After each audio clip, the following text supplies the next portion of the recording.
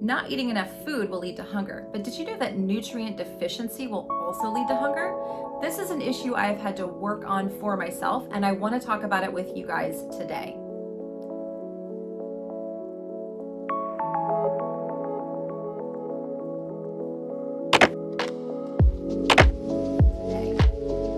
Welcome back. My name is Carnivore Yogi. Thank you so much for being here and clicking on today's video. Today I have a part 2 of an interview with my friend Steve Wright. I brought him back on my show originally in January to talk about people who have done elimination diets like the carnivore diet but still have severe IBS, indigestion, and bloating. So you can catch part 1 in the show notes. That'll be linked below this video. Now, when we did this interview, I had just done a hair tissue mineral analysis, which will tell you what is going on with your mineral status in your body. And I came back with low copper, which was really shocking to me because I eat beef liver 5 days a week. So this was a clue to me that I was not absorbing my minerals. Now, the other thing that I've been working on, if you're not new here to this channel, is doing some gut testing with a company called Thrive, who I will also link below this video in the information section, the test that I have used. And something that kept coming back on my test was my protein handling, and it said I had very poor protein handling. So I was not able to digest that protein, unfold it, and use those nutrients. And when I did eat more than 3 or 4 ounces of protein per meal, I would get really tired. I started having blood sugar issues, and that's something I've really been wanting to improve. So on my first initial interview with Steve, I talked with him off camera about these, and he sent me some of his products, his HCl and his enzymes, and the third product as well. And I have been using those. And I want to let you guys know, as of my last Thrive Gut Health test, my protein handling score has gone from a 45 to a 75. So I am now digesting my protein a lot better, and I'm able to eat 6 or 8 ounces per meal without getting tired afterwards, without having those blood sugar consequences. So I wanted to bring Steve back on to break this down and to talk about this a bit more. And so that's what we did in this episode. I really do hope you guys enjoy it. And again, the test that I used to test my gut to find out my protein handling, and you don't necessarily need a test. If you have issues eating a lot of protein, you probably have poor protein handling. You're probably lacking some enzymatic function, and there are ways to help that. So we talk about that in this episode, and you can always catch part 1, which will be in the information section of this video. As always, thank you for watching. Thank you for tuning in. Please remember to like this video, share it out with anybody who you feel can be helped. And this is also available on a podcast format, so I will link that in the information section as well in case you want to pop in some earbuds, go for a walk, and have a listen to the conversation. Thanks again, guys. Oh, and one last thing. Steve did offer my audience a discount, a 15% discount, in case you want to get any of the products that we talk about in this interview. That is also linked in the show notes below. The cool thing about these products is that, and I've never seen this with a supplement company before, if you end up buying them and they don't work for you, they just are not good, and or you don't see a difference at all, he will give you a 100% money back guarantee. You can ship the supplements back and get your money back. So that's something I've actually never seen before, and these products have worked really well for me. So this is something I did want to share with you guys. I will let you know when I get my next hair tissue mineral analysis back if I'm absorbing my copper now that I've been taking these enzymes. But as I mentioned, my protein handling is way better, and I'm a lot more satiated. So I have been able to be a lot more satiated, eat less food, because I'm actually absorbing my nutrients, which is really, really amazing. So I hope you guys enjoyed this conversation, and I will catch you again soon. Thanks for watching. All right, you guys, thank you so much for coming back and tuning in. I have a returning guest with me, Stephen Wright, who is, I will put the link of the interview that we did just probably like 6 weeks ago about his whole journey to healing IBS and just his whole gut healing journey. And, you know, I was like, we're going to do a part 2, a follow-up, because he sent me some of these products. And I was kind of just like, you know, whatever, a little bit skeptical, but I've had some really amazing results over the last 6 weeks. And I'm like, let me just bring him back and kind of talk about this. I know a lot of you guys are trying out these products. So thanks, Steve, for making the time to come back and chat with me today. Yeah, thanks for having me, Sarah. I'm just very excited that you're enjoying the products, and it seems like your followers are into them. So, yeah, I'd love to just keep talking digestion and trying to help a lot of people. Yeah. And the funny thing is, I thought my digestion was like really super good. I didn't think it would. And I have people that message me constantly. This is the other reason I wanted to bring you on for that first interview. I'm constantly having people message me and they're trying to eat more protein, eat more fat, and they're not digesting it. It's going right through them. They're having horrible indigestion and loose stool still. I wasn't having any of those issues. So the fact that I kind of started this protocol and saw things get better, when I didn't even know they were like bad, I was just kind of blown away with that. So yeah, I'm very appreciative. Yeah, and that's common. I mean, like um, when you have like overt digestive upset and you're going to the bathroom with diarrhea like a Hmm. lot, or super constipated or super bloated or something like that, like it's pretty overt. But like I think we don't it's like finances. We don't teach our kids accounting or finances in school, and so we all come out with these weird money assumptions. And so I think we don't teach a lot about digestion and pooping and food in school or in college. And so we have some assumptions about how we are, like we're healthy, or we're like we're totally good, like we don't have no issues. And then there's this totally other level that you could get to, Yeah. for most people. And the thing is, and I know this is like a few questions down, I sent Steve a list of things I wanted to talk about, but I have done some hair tissue mineral testing. I've done this over the last 9 months or so. I'll do it every 3 months. And one of the things that came up on my last HTMA was that I had low copper, which blew me away because I eat beef liver like 5 times a week. And I'm like, I'm Mhm. eating one of the most copper rich foods that you possibly can and have low copper. So I'm really excited to see how that changes on my next HTMA after being on the enzymes, the holozyme for a little while. But I have a lot more energy, which is amazing. Just from the last 6 weeks of using the product. So can you talk about that a little bit of just the absorption issue and how we may be eating these really amazing nutrient dense foods, but not getting the benefit from them? Yeah, it's something that I've become a bit of an advocate for, which is that I myself spend a lot of time sourcing the right foods and a lot of Mhm. money on those foods, and then a lot of effort trying to turn those foods into something delicious that I will continue to eat. And I've gone through many phases, as we talked about in the last interview, around certain diets that I've tried in the past. And when I kind of got into the research of stomach acid and enzymes, I was sort of blown away. Also, I've had some like deep, long-standing relationships where we're of different body types, and to see that different body types, like eating 3,000 calories a day, 3,000 calories a day for somebody might cause like a pound a week in weight gain. Mhm. But for the same, let's say even women or a man, excuse me, um, if their enzymes in their HCl aren't working good enough, that might be a weight loss diet for another individual because they're so malabsorbing their nutrients.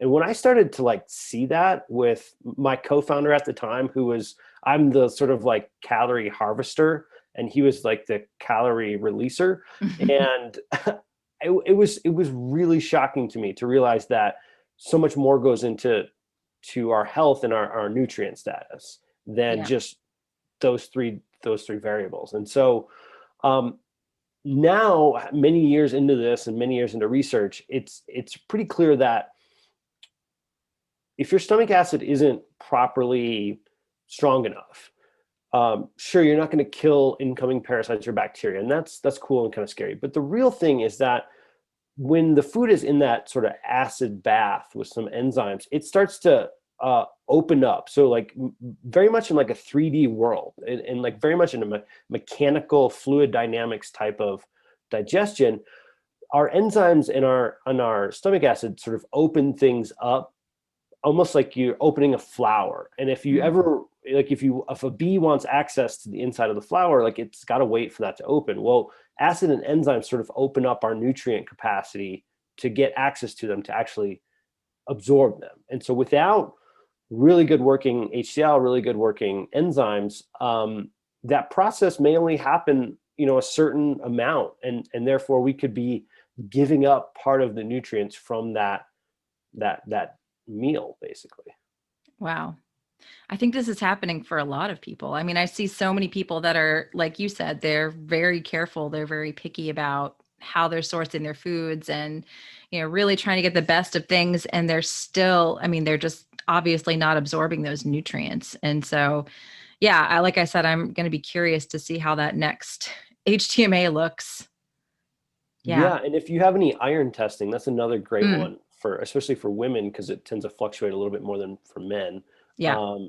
But yeah, basically really solid stomach acid and enzymes are crucial for your mineral absorption, which includes magnesium, calcium, copper, iron, and then of course you have your vitamins like B12 and whatnot. Yeah. But if you're someone who has historical data showing that you have some of these nutrient deficiencies, of course it could be a lot of other things, but starting from first principles are like, can you actually harvest the nutrients from, like you said, from the liver, which is like Mother Nature's multivitamin. Like right. if you can't absorb that, then it's going to be tough. Yeah. Yeah. And, I'm going to get my B12 tested again soon, but historically, and I haven't in a while, but historically my B12, when I've had it tested, it shows that I have too much B12. And my, my doctor is just like, oh, stop taking B12 immediately, stop. And I'm like, I think that actually means I'm not absorbing it, that it's kind of, yeah, because I was supplementing with it when I was vegan. And then I kept supplementing it with it after veganism, just thinking I just definitely need this. And, yeah, when I've ever had it tested, it's always like excess amounts of B12. And I'm like, well, something doesn't sound right about that. Yeah. And there's this is a whole It's another broad topic. interview for probably not me, but somebody else. Yeah. But what's totally true is that we have the serum values, or the hair tissue values, and all these values are not necessarily correlated. Like what is in our blood may not be in our cells. That's why you see something like magnesium versus magnesium RBC levels, which is what got in the red blood cells. So there's definitely a big or a growing movement right now around B12 levels, and whether or not there's a transporter issue getting the B12 out of the blood and into the cells. So, there are things like SpectraCell does a nutrient test, but even all these testing methods are very imperfect, in my opinion, at the moment. We when you start to get down to these sort of questioning these first principles, you start to realize how much we don't really yet get about physiology. Yeah. Like you said, how much is actually getting into the cell? That's a tricky part. Right.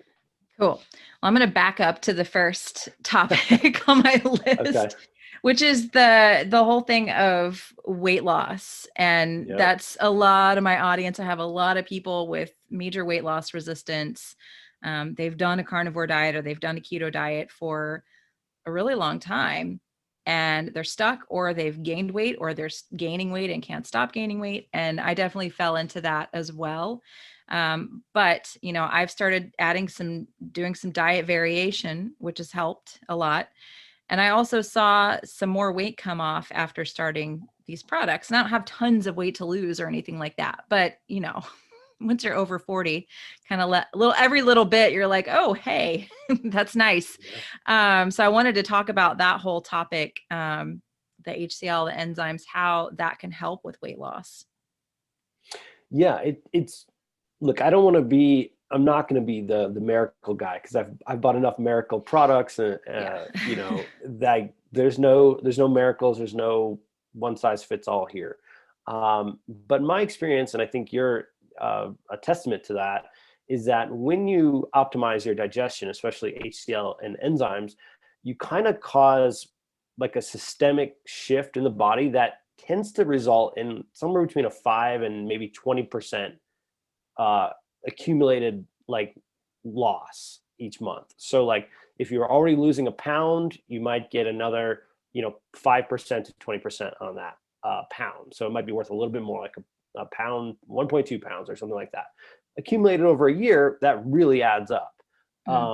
But and there's several factors on why that happens. One of those is just protein, amino acids and protein. So Stefan Guillenet is a great PhD, has written a lot about that basically protein is the most satiating molecule, macro molecule that we can eat. So if we up our protein and we're able to digest it and absorb it, normally that will kick off a series of events where we're more satiated, we have less desire to eat spontaneously, we have less cravings. And then when you go down the rabbit hole of like amino acids are the building blocks of our neurotransmitters, you start to see where like, wow, if you have low amino acids, you might have dysregulated brain signaling or low serotonin, low dopamine, who knows which one based on your chemistry. But you could see how if you don't provide the building blocks for your body, things could start to go sideways in what causes us to be hungry in the first place, or what causes us maybe to be a little bit more emotional or reactive. Things like this that also drive behaviors that include eating too many more calories than what we'd actually need physiology wise. Yeah.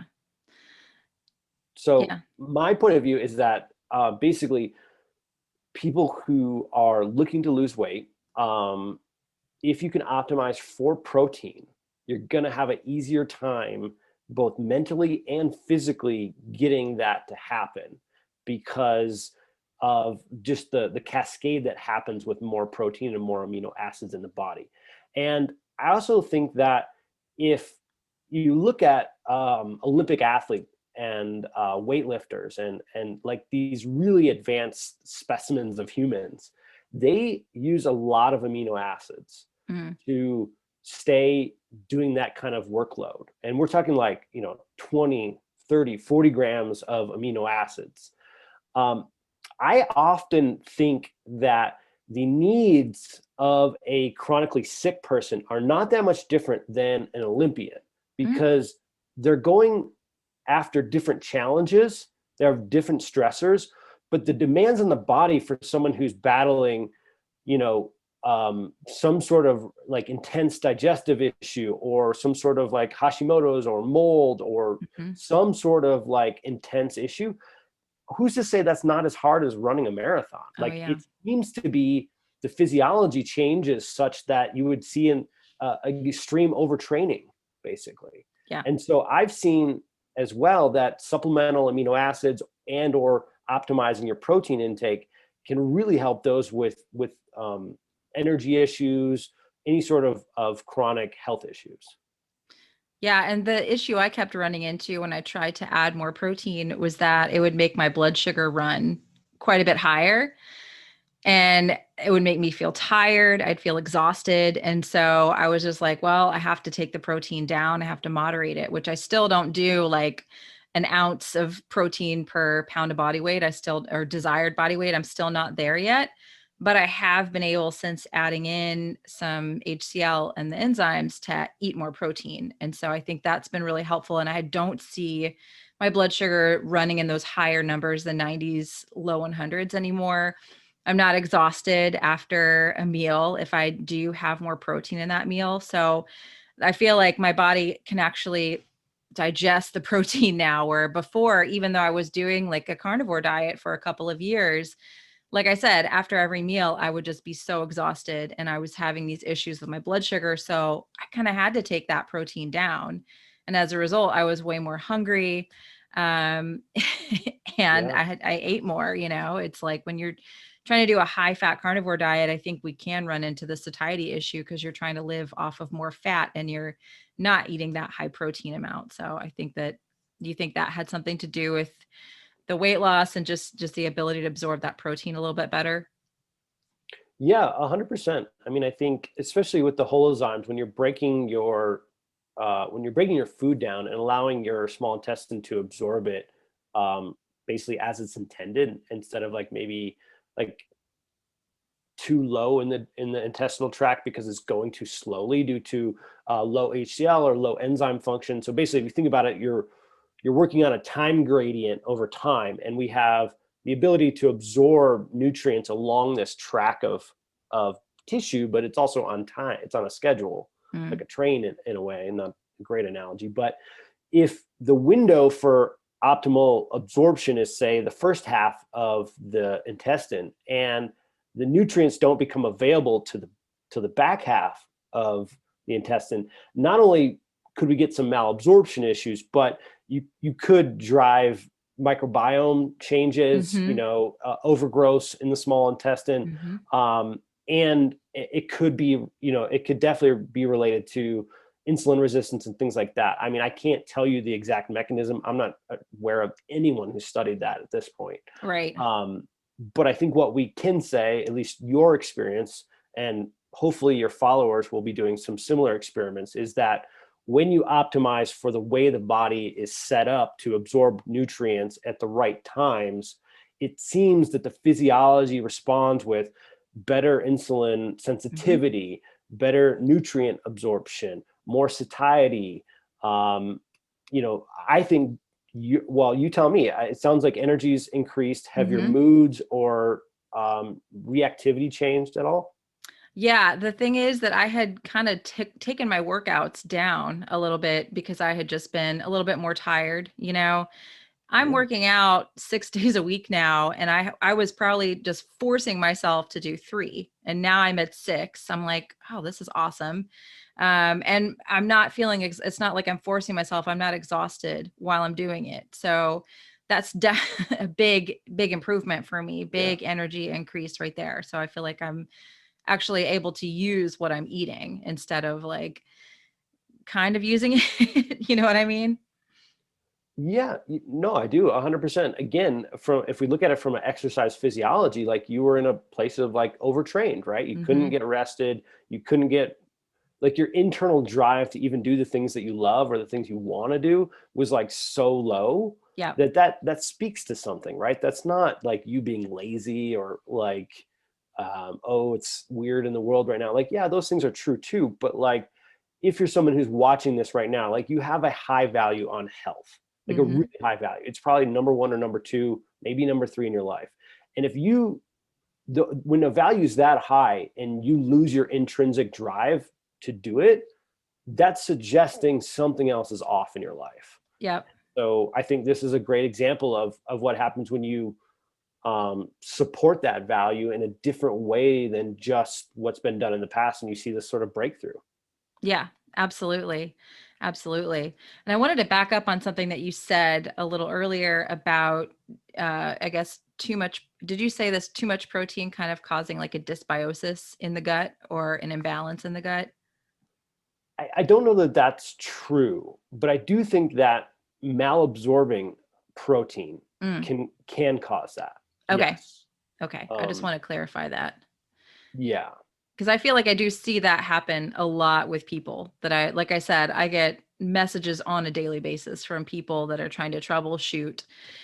And I'm like, yeah, you've got some kind of dysbiosis or something going on. Let's kind of look at what you're eating, and then kind of needing to just back up out of that whole thing and saying, well, are you absorbing what you're eating? Are you able to utilize those nutrients properly? Or is it kind of just hanging out in your body, Yeah, it's again something that I would like to get the message out there about, which is, I mean, the first thing I want to just say for your followers specifically is that, like, if you've been doing a certain type of diet for, say, 3 months, even I would go as far as like 6 to 8 weeks, but that some people don't like that.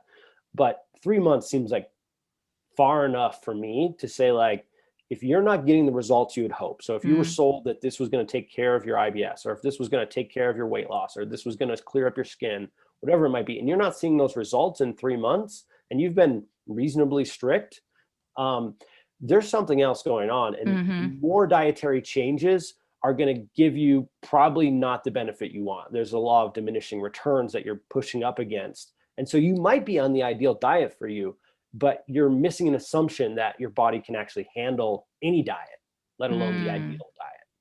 Gotcha. And so I think that's where some people get benefit And then that benefit, like after 4 weeks, they're like, what's happening? Like the weight loss stopped, I plateaued. I got like rid of most of my rosacea, but there's still a patch here or there, or, whatever it might be. Like my fatigue is 50% better, but I'm sort of stuck. In those cases, that's when I think starting to question these assumptions, like dietary or not dietary, but digestion wise, like can your digestion actually do what it was designed to do? It might not be at this point. You might need to try something like our products. The other one would be to question your hormones. Are your hormones beat up at this point? Are they dysregulated? And there's no amount of like biohacking that's going to fix them. And you need to get some real attention to get them re-regulated. And when you do, suddenly things start to magically happen. Yeah, I agree 100%. 100%. It's, looking at you say looking at digestion first and saying, perhaps I need some support there. If I've been doing this, and everyone says how amazing this diet is and how great it works. And I get this a lot. I mean, I get a lot of messages like this on YouTube. I get tons of comments like this. Instagram, I get a ton of messages like this of like, I'm doing this and I've had a lot of non-scale victories, but I've been doing this for 6 months. I've been doing this for a year. My weight hasn't budged, or even worse, I'm starting to gain weight now. What do I do? And yeah, the digestion part is huge. And then also hormonally, people's adrenals are completely shot out, or they've got a thyroid issue going on, or sex hormones are tanked. It's, in the diet, I don't necessarily know. I think it can help and support those things, but they may need some outside help with that stuff. Yeah, 100%. My focus is digestion first. Like I see the world through a digestive lens. So I always say, like, if the diet's not getting you where you want it, and it's a reasonably like whatever you're trying to solve for, there's a bunch of other people like you who've gotten that solved from that diet, then great. I would focus next on digestion. If you work through your digestion, like, and I don't mean like ad hoc, meaning like, well, at other diets and other periods of your life, you tried something like an HCl product, or you tried a different enzyme product. I mean, like right now, today, you have to retest all these variables because you're a new person. You're different than what you were a year ago, before the pandemic. Yeah. Like our stress levels and our trust in life and trust in the system was probably a lot higher than it is now. 100%. And so those things matter when we're talking about stomach acid production, enzyme production, hormone production. And so start over, start fresh here, try something like our products. I think we're still going to give away the coupon we had last time to get you guys to try it. If it doesn't work, we'll give you the refund, and then you can go to the next step, which I think the next step is hormones. Yeah. And really digging into that. And the reason why is what you said, or what you were alluding to before, is that ecosystems are a collection of basically like rules or factors. So like a desert ecosystem is different from a mountain, from the West Coast to the East Coast. Like these are different ecosystems. And so at this point in your life, you have a certain set of conditions inside of your gut that create a certain ecosystem. You might be a little older, a little younger, a little this hormone, a little that hormone, a lot of sunshine, not that much sunshine. Anyways, when you put in food into that, if you don't absorb it in the right time frame, then you're essentially creating an extra abundance of food for that ecosystem, which creates the opportunity for a dysbiotic microbiome. And so that's why I always go digestion first, is because we know the microbiome's crazy important for all types of health, including weight loss and feeling good. And if we're not optimizing from the very beginning and making sure that we're getting the nutrients from the foods that we spend so much time and money on, and we're not creating the conditions for a dysbiotic gut, then once we rule those things out, then it's like, okay, now what's next? Well, hormones, detox, probably things like that. Those are probably the next two channels, because they're upstream a little bit from food and digestion and things like that. Yeah. And one of the things that you mentioned, just having this different physiology essentially than a lot of us had a year ago, is this whole stress component. And stomach acid is a thing that people are talking about a little bit more and more in my community. It's kind of started some interesting conversations. And one of my friends who's a functional medicine doctor just had a post the other day talking about stress and stomach acid. And and we don't think about this stuff. We're so like food focused, and we're so like, let's get the right stuff and eat all the right things. We don't think about, does my body have enough stomach acid to handle this? And could you talk a little bit about just like stress and stomach acid real quick?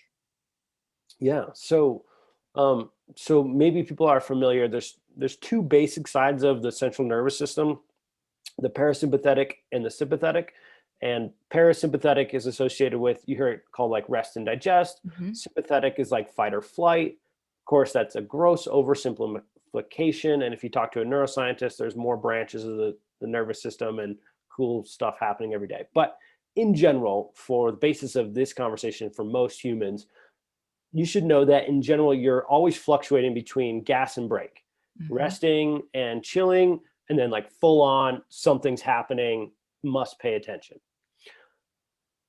With what's happened in the last year, on top of what we've already created as humans with technology, which is, I think, a blessing and a bit of a curse in some ways, with all these alerts through all these devices, this idea in the West where we always have to be achieving. And I am super like, this is a lifelong issue for me. So I'm not preaching to anybody but myself at this point, but we've just set the conditions up for it to be hard for us to rest and be in the parasympathetic. And so there's this idea called tone, like what's your nervous system tone? And if you're more stressed, what we know, you've heard, don't go swimming after you eat. Right. Have you heard that? You've heard that? Oh yeah. Okay. I used to swim as a kid, and we always had to wait. I would get so pissed off because we would stay at the pool all day. But after we ate lunch, we had to sit for 20 minutes before we were allowed. This is my mom. You can't go back in the water till after you sat here for 20 minutes after you ate your lunch. And she was so strict about it, and I hated it, but yes. So there's probably other reasons, but the one thing that I love about that is I think it's related to upset digestion. Like, you don't want your kids going in the pool and puking up what they just ate. It's true. And when we eat, the majority of our blood rushes into our digestive area, basically. We need so many nutrients and so much blood flow to create that stomach acid, to create these enzymes, and then to begin to harvest and take it back out to other areas of our body. And so it's a reason why most people don't want to eat and then work out. Like I hate it. It's a physiologic change that your body's like, we don't know. That's not how we do digestion. We do digestion when we're resting. We're in parasympathetic. And then once we do that, we can go play in the pool, and we can be sympathetic and be all fun and, excited. And so in today's world, I think it's really easy for us to live just up here in our heads and in our devices. And there's a lot of things to be tracking and afraid of, and all kinds of reasons why that might be happening. But physiology wise, if you're in sympathetic, you legitimately cannot get enough blood flow and nutrients into your stomach to make what scientists suggest is the right amount of stomach acid per meal. So every time you eat on the go, every time you eat when you're like just having super stressful events, I don't want to make those wrong, but I do want you to know that those are the times for sure that your stomach is going to be struggling, and you're probably going to feel dysregulated, tired, upset the next 2 hours because your digestion's just not getting what it needs, which is to be in parasympathetic. And what's the best way to get there? Again, I go back to grandma's wisdom. You don't have to be religious to get the wisdom here, which is say a prayer before you eat. Yes. Whether you're religious or not, you can just do gratitude practice. But the idea of taking 3 deep breaths and just saying thank you that you have this food could be enough to switch you, out of that sympathetic more towards parasympathetic, enough to get that digestion done right. So that's like my big thing when it comes to stress is like physiology wise, we're not built to be stressed and digest. Like they're not. No, It's we can't have the legitimate, gas and the brakes on at the same time or the system is going to break. right? Like your car gets pissed, your body's going to be pissed. Exactly. Yeah, and I'm doing a whole bunch of other stuff on trauma and I'm seeing this gas and brakes thing happening to so many people, and they've been doing it for so many years, and I think that breaks the gut down big time, big time. So yeah. Yeah, and that's the other thing that I want people to really get is that sometimes we need a pill intervention. Sometimes that's a pharmaceutical drug. Sometimes that's a supplement that you don't want to have to need or whatever. But our body works in feedback loops, and digestion, especially, and a lot of health conditions work on these sort of forward feeding loops where, like, once you start slipping down the side of the hill, it's so hard to get your, like, to stop it and to, like, get a foothold and start to climb back out of that hill. And so, like, let's say you are one of these people who just been pushing it really hard because of your family and your work and, like, all for really good reasons, but you've been maybe not resting as much and not digesting as much. And that essentially creates the malnutrition we've talked about that can create the dysbiotic microbiome.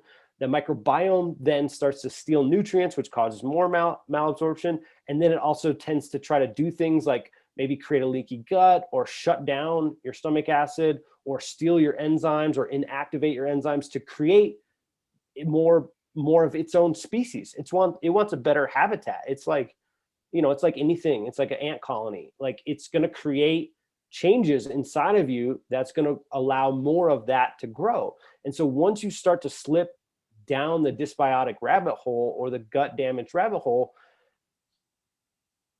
even if you start to stop the conditions, like you start to rest more or you start to eat a different diet, you may have done enough ecological damage inside of your gut that you're going to have to bring in some supplements for a while to really build yourself back out of that downward spiral. And I think a lot of people don't appreciate that. They sort of, like, have this trust that, like, my body will heal itself. Yes. And I don't need to, like, spend this extra time and money on this other stuff.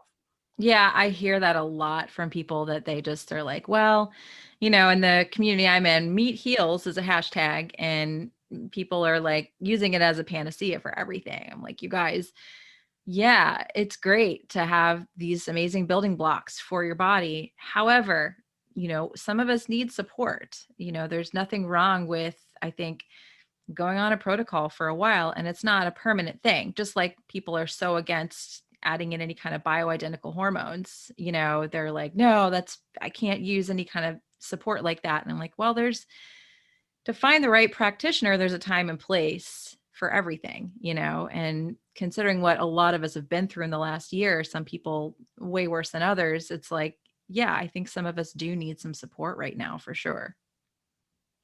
Yeah, I would agree 100% with that. And I like to think of it for some people because they have a hard time. And I was that person. Like, full disclosure, I went through a phase where I was like, I don't want to take any pills. I want to get to the point where I rebuild my body so that I don't need any support. I want to be so resilient and so able to, like, enter the zombie apocalypse that, like, I'll be totally okay when the world melts down. So I had a whole many-year journey on that front.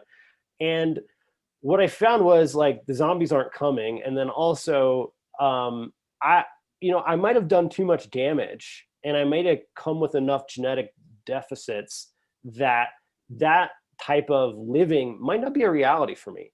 Yeah. And once I accepted that, and I just kind of got my core essential supplement routine down, like, I felt so much better, and I had to stop, like, fighting against this invisible ghost, like, that I should be something that I don't feel good doing. So that's where I'm coming from. I went through that phase. And I mean, I just think, like, again, I like to, like, try to get people to think about who they admire. Maybe they admire you, Sarah. Maybe they admire a really amazing athlete or a really amazing businesswoman or something like that. And I like to, like, check in. If you'd like to be like that person, what does it require to be that person? And at least athletically, we know that they're taking all kinds of pills. Oh, yeah. Like, Oh yeah. like even to be a college level athlete these days, you're on a ridiculous amount of pills. If you want to Hmm. be like an anti-aging queen, like those women, I know because my fiance is kind of part of that tribe a little bit, and the amount of stuff that they do on a regular basis to look that good is spectacular. Yeah. It's much more than I thought. Yeah. Um, and so if you look at like top performing CEOs, they have therapists, they have mental coaches, they have nutritionists, they have crazy supplement routines, they have personal trainers. So like if we're trying to emulate and be the best self that we can be, the healthiest, most resilient self, I think it's cool to look at people who we think have attained that and see what habits do they have. And what I found is the majority of them are still using quite a bit of nutrition, quite a bit of supplementation, and sometimes, like you said, bioidentical hormones, other methods, basically. Yeah, absolutely. And one person in my private group, because I kind of asked them if they had questions, he wanted to know, how long someone would really need to be on HCl enzymes if they were going on that sort of a protocol. What do you see as average? I know that's a pretty hard question to answer, but I was just curious if you had an answer to that. So I think it's different based on where you are in your healing journey. Mm, So if you're someone who's digging your health or digging your way out of a health hole or a chronic illness, it's going to be longer than you want it to be. hmm. That's usually the Yeah. answer. Like, you in your mind, you're like 6 months. I'm going to tell you that most chronic illnesses, from what I've seen, can have a mostly full reversal on like a full suite of what we've talked about here today, and not just our products or whatever. Right. Our products don't solve any conditions. They're just supportive for everything. Um, 12 months minimum, Yeah. 24 months most likely, because we're not robots. We have other stressors. We have kids. We have jobs. We want to go travel. Like to be a human and think you can make linear progress is Yeah. Mm-mm. it's what our ego wants, but it's not practical. So what I've seen from most people is 12 to 24 months of like digestive focus can really change things in a really good way, where you can start to wean off things. And I'm also a proponent to iterate faster. Mm-hmm. Like I said, if you don't see changes from a diet in 4 weeks, I'm like, that's the wrong diet for you, or Mm, you don't have the capacity to even digest any diet. mm. So like I'm a big proponent of really, really quick iterations when it comes to health. These people out there that are like, oh, you have to go, 6 months A before it year. happens. Yeah, a year. That's insane. Like, who has a Yeah. year to wait for this kind of thing Yeah. when our bodies are way more intelligent than our brain is? And our body's going to give us clues. If the weight's not coming off, if your stools are still too loose or too constipated, if you're still bloated, if you still can't handle fat, these are very important clues. Your body's way more intelligent than somebody saying, oh, it took me 12 months, so that's Yeah. clearly what it'll take you. There's this one woman who is kind of in the community who said, oh, well, for weight loss, it took me 10 years to see the scale to move.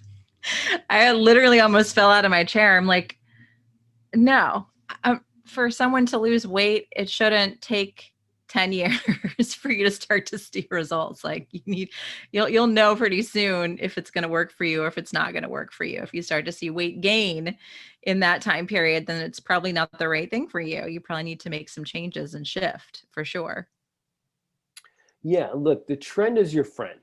So if the trend is weight loss, like, because there is also that maxim that as humans, we often overestimate what we can do in 3 months and underestimate what we can achieve in 3 years. Like, Yeah. it's like, I do it all the time, actually. Like, I'm famous for it. I'm like, yeah, I'm going to have a six pack and I'm going to be, I don't know, like doubling the company and also having these amazing, like, sexy trips with my wife. And, Yeah. no, I can't achieve all of that in 3 months. Like, maybe at the end of three I'm the months. same way. Yeah. So the goal is like get some wins, like whatever diet you're on, get a few wins. That's a good indication that you're on the right trend. And then if the trend plateaus out, that's a good indication that either that diet needs some modification, which you'll probably try first, which is natural and something that I actually encourage for people with digestive conditions as well. But if it keeps being flat for another couple weeks, then it's time to assume that there's other things to uncover for you. And for that woman who went 10 years, that's great. Everyone has their own path, right? Like my path is not your path. It's everyone's their own path.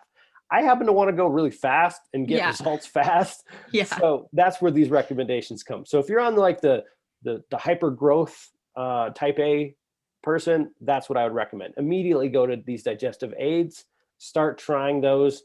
If they give you another little bump and they give you other indications that like, oh yeah, wow, it was subtle, but my sleep scores are better. My energy is better. My desire to do my hobbies is better. Like these are all good, simple, but very powerful trend symbols, basically, that your digestion was a little out of whack. But then it probably plateaus out again. And then you're like, man, what's going on? Well, you might have a calorie issue. Maybe now you're harvesting so many calories that your weight is going up. Like we've had this happen in our community. They want to lose weight. They go on these supplements and they change their digestion so much that suddenly they start gaining weight and they're very, very upset, rightfully so. And I'm like, okay, well, tell me about your meals. Tell me about your macronutrients. And it turns out they're like really, really overeating. And this idea that calories doesn't matter, I think is total baloney. Agree. You can't eat 3,500 calories a day as a 140-pound woman and expect to lose weight. Like, no, I mean, that's not unless you're working out like 2 hours a day, maybe.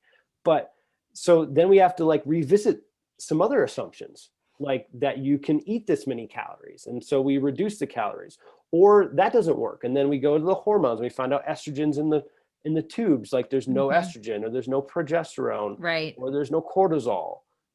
Get those things corrected. And like really magical things can happen when you start to work this sort of stair-step process to weight loss.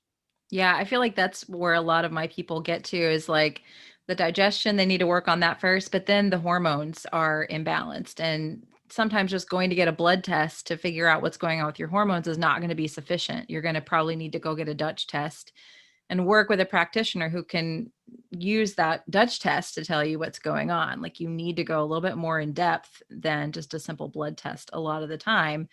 Because if you have, for women that I work with a lot of the time have really low progesterone and they're starting to be really estrogen dominant and, the low cortisol thing, they've just had the gas on for so long that their adrenals are completely exhausted and cortisol is at the point where it's low. And so more calorie deficit for those people is just going to kind of make things worse, I think. Yeah, 100%, 100%. Yeah.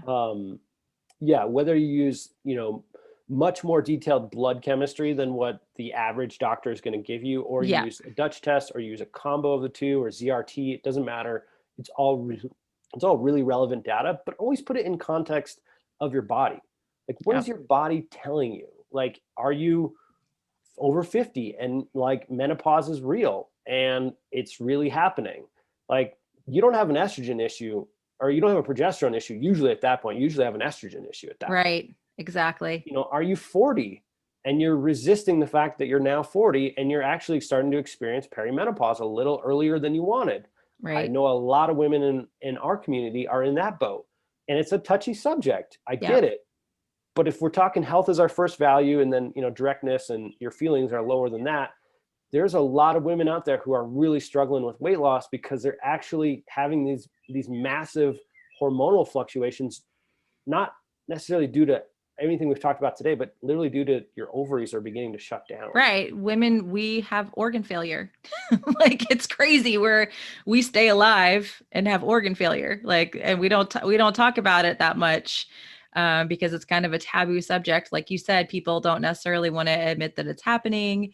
We look down upon it in society a lot. And so it's not really a talked about conversation. And so what I see a lot of people doing is just struggling and like, well, let me cut my calories more, exercise more. And it's like, we got to work with, we got to look at some other things, Yeah, 100%. It's too taboo. It's something that I hope to do a lot more work on in the future. And I hope that women listening and men who have women in their lives listening really, really understand menopause, like Yeah. really understand perimenopause. Yeah. It's no joke, as far as what it's going to do to you physiologically, and then what that causes for insulin resistance, cortisol issues, and then the cascade across like your neurotransmitters, your moods, like how your desire to eat, your desire to deal with your emotions that are caused by like a massive estrogen drop or a massive progesterone drop. Like that's real. Yeah. That is 100% real. That's not your fault. And if you deal with those things through food, you're going to sabotage your weight gain or weight loss goals. Yeah. And so working through those, I think is again another 5 to 25% of the problem, right? Like if you have a body that has maybe gets 15% improvement from the digestive aids, and then it gets like 30% improvement from the hormone stuff we're talking about, maybe needs a little glutathione or needs a little liver support, we could, quickly you could be losing 50% more weight per month. Everything you're doing, you could get a 50% gain by optimizing these other body systems. And yeah, exactly. I love this conversation. I've got Dr. Anna Cabecas coming on in a couple days. Okay. I'm going to talk with her. I know you've been on her platform a few times, but yeah, my kind of goal now with my platform is I just want to provide people with resources, because we talk about topics that other people aren't talking about, perimenopause and even women in menopause that are just absolutely so frustrated, hitting their heads against the wall. And we have to, like you said, start with the digestion. That's the easiest like box to kind of check off, that people are, number one, they're not even checking that box off, right? And then we have to kind of look a little bit further and have some more conversations about these things, because what happens is people are just so distraught and so upset, and it's like, this is, we have to look at these things. Yeah, 100%. And I think, there's just so much that goes into our physiology. Like we didn't even touch on using enzymes without food. So using like Right. Oh yeah, the fasting. Yeah. Yeah. So just like women's ovaries are shut down, just like any person's stem cells begin to get shut down, our enzyme function begins to go down as we age as well. And taking enzymes, there's been a lot of studies on some other brands of systemic enzyme therapy. And it is sometimes dependent on the type of strain of enzyme, but there's also plenty of research that shows that it's not super strain specific. So it's kind of up in the air which one's true. But what I've seen is like with our holozymes, like I've had chronically high uric acid for a while, because remember, I was never fully carnivore, but my natural tendency is actually more carnivore than it would be more vegetarian. Yeah. Like I crave protein, I crave meat. And I'm a type A, and I tend to forget about vegetables, and like they go bad in the refrigerator, and I feel bad about that, and I feel bad about the environment. And so anyways, that's my own baggage. But my bent is more meat, more fat, and carbs, and less, and by carbs I mean like starches and things like that, and less vegetables. And I've been doing these types of diets since 2009. And so that we're working on like 11 and a half years or so here. Somewhere in the middle there, as at the time, like an early 30s guy, I started getting the symptoms of gout. And my test had showed that I had high uric acid for a little while. And I was beside myself. I'm like, how can I be this knowledgeable about functional medicine and digestion, and I'm having these symptoms? And now suddenly it's impacting my ability to exercise, to walk the dogs. Like, what is going on? I'm 32. Like I'm not 32 now, I'm 35. But what is going on? And I tried changing my diet, but like as I lowered my protein, I had like all these other cravings. And yes, that's what happened with me. I just wanted to eat more, and it was like, well, this sucks. So then I was like, well, obviously I need that. My body craves that. Yeah. So then I tried a bunch of supplements like cherries and some other herbs and things, and those didn't do anything. And I was like, man, I'm going to have to go on a prescription drug like allopurinol for the rest of my life. And there's some serious side effects when it comes to that. And I was in denial. I was struggling, and I didn't want anybody to know. I mean, I did like shaman work on my toe. I did like stem cell therapy on my toe. I paid a lot of money for that toe to stop hurting and for it to not be uric acid related. And, you know, once I dove into the enzyme research rabbit hole 2 years ago, and I started to learn about the systemic blood clearing effects of enzymes, whether that's improving blood flow, cleaning up proteins in the blood, cleaning up other toxins in the blood. There's a number of benefits on systemic enzyme therapy. The PhD that we ended up partnering with, he was like, oh yeah, we give this, we actually have preclinical pilot trials for gout and Holozyme. And I was like, what? Are you kidding me? Wow. And he's like, oh yeah. And so I try everything. I buy all the miracles and I try them, and then I try to report on what works. Same. And so I bought a bunch of his product before we even partnered to test it on myself. And sure enough, when I was systemically dosing that at night, in like 14 days, the pain in my toe went away. Wow. And my uric acid numbers have normalized. And so I'm not saying that Holozyme is a gout treatment at all. It's not. We only have like a few, like 6-person clinical trials, and my N equals 1. But it does appear that whether you're taking our enzyme or another enzyme, that systemic use of enzymes is a very, I think, important and overlooked anti-aging, weight loss, athletic boosting option that people have just overlooked because it's not that sexy. It's not it's not a hormone. It's much more at a fundamental level of cleaning the blood, improving blood circulation, potentially balancing the immune system by helping break down immune cytokines and other kind of weird just junk that gets stuck in our blood. And so I'm a big proponent. I hope to be able to fund some research in the coming years, but I did want to bring that up because I know that was part of the questions from the community. Yeah, I know that there's a lot of people that do fast and they want to get autophagy. They want to get all the benefits of fasting. I also have a lot of people that do have adrenal issues, that do have those kind of hormonal problems where they can't do a ton of fasting. And so they can't necessarily get autophagy because they can't do a long fast. It's too difficult. It's too stressful on their body. And I'm kind of in that place with my body without, I did a ton of fasting and caused some serious damage, sent myself into early menopause, which I'm totally reversed out of. Thank goodness. I was in my last blood work and everything is like going great for me in that department. But I have not been doing a lot of fasting over the last year because I've just said no after doing all this kind of damage to myself. And so one of the things that I have done with the enzymes that's cool is, since I've been doing some food reintroductions, I don't know if you can relate to this, but you try to be so careful. Totally. And then you have the day where you're just like, screw it. I'm not going to, you're just not as careful. And then you have the flare of you're like, oh my God. And so one of the things that I did was I go in your Facebook group, the coaching group that's cool, everyone can get into once they've bought the product, and your repair guide using the enzymes of like, take this many per meal and then take this before bed.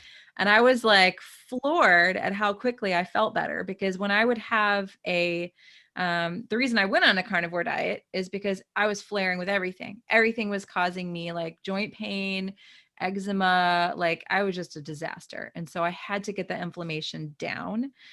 So now that I'm trying to add stuff back in, I'm trying to avoid, going back there.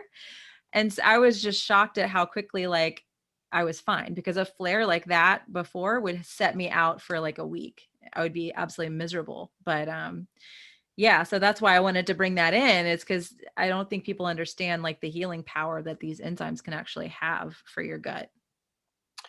Yeah. And I'm really glad that you are able to tell that story. And I totally relate. I mean, being that we're recording this just after Easter, I mean, that would be a common day for me to go to town and really give way to other values, I guess, than health. But yeah, that's born out of my own issues around family time and eating and hedonism. But yeah, you can, with the right support, you can recover pretty quickly from a mishap that is a trigger event. And it does, require, like, were you taking like 6 per meal and 6 before bed all the times? Yeah. Yep.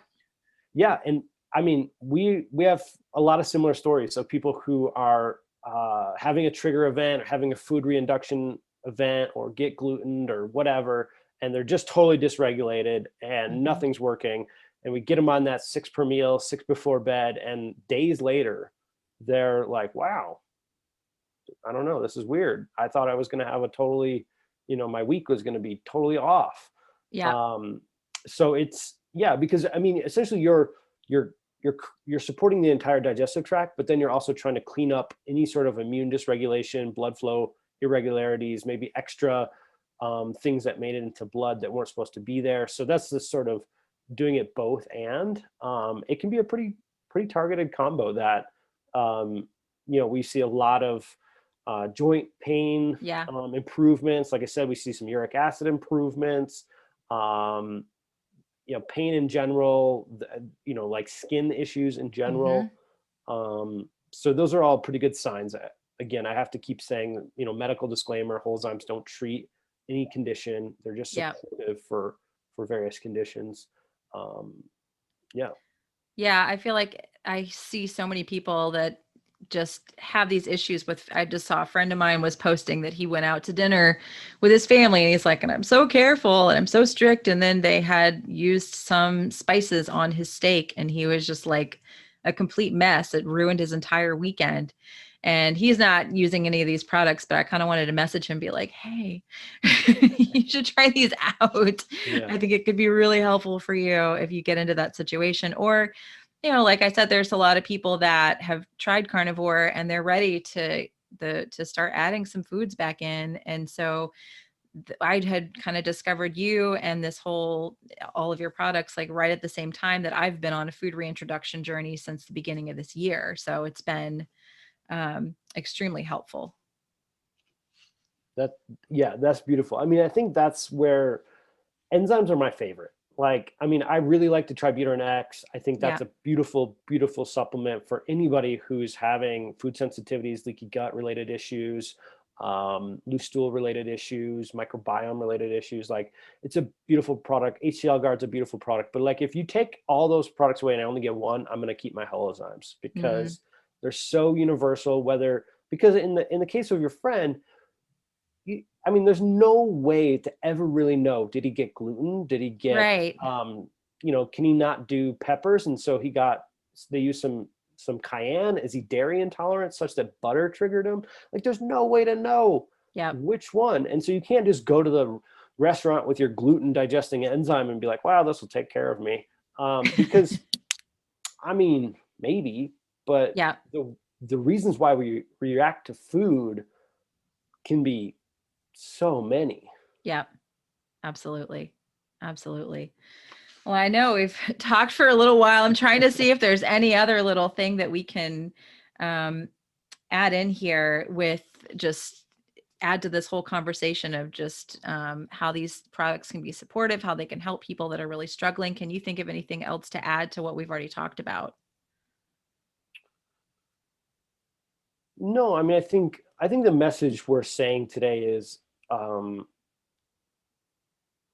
question the assumption that your body's capable of digesting whatever diet you're on, and question the assumption that the diet alone is what you need for whatever goal you have.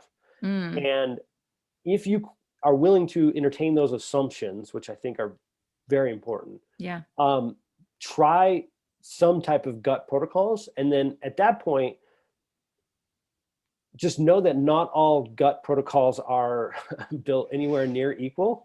So just like there's certain types of diets that maybe neither one of us would put each other on, and some we would.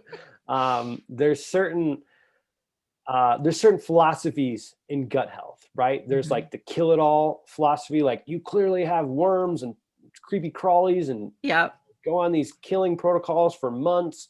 I'm not a fan of those. I'm a fan of when you have a test result that shows that you have a certain creepy crawly, to go ahead and go on a 60-day killing program and then retest, like use some science here.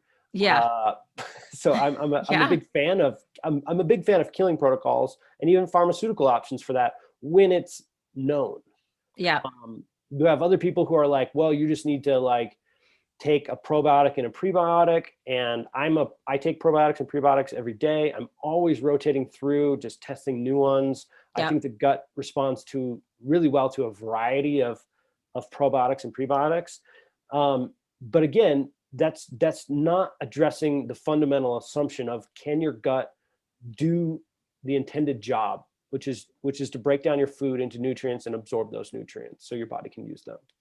And so that's where something like our healthy gut lineup is intended to basically go through and say, like, okay, is your stomach the problem? Yes or no? Is your small intestine the problem? Yes or no? Is it more your lower small intestine, your large intestine? Yes or no? So there are other companies that make other products. I'm biased because I've partnered with some of the smartest PhDs in the world and done my own homework for a long time on these products and created what I think are the best in class. And I think our results show that. But the point is that if you have some betaine HCl in your cupboard and it's not HCl guard, it doesn't contain ginger and intrinsic factor and DGL and things like that, but you have some, or you can get some for cheap from your neighbor, try it. Within Right. 1 to 3 pills, you'll know if your stomach's part of the problem. Like, Right. if you have a leftover enzyme in the house, or your wife or your husband has one, just because it's not our brand, and just because you might need a lot more of it than our brand potentially because it's not as activated, doesn't mean you shouldn't go grab it and start testing it right after you watch this video. I'm just a big proponent on taking action. Like, don't just consume information about that diet might not be the only way, or that you might have some assumptions that should be questioned. Like, go for it this week. Like, make this week digestion week. And Yeah. to be frank, like, by the time you watch this and try some of ours, which we are doing the $15 off coupon and free shipping still, we can't get those to you by within the next 3 days. Like, it's just not Right. happening. Right. The way the postal service and the way everything's working right now, it's not Yeah. going to work. So I don't want that to slow you down from making progress. So I think that's sort of my takeaways from our talk today.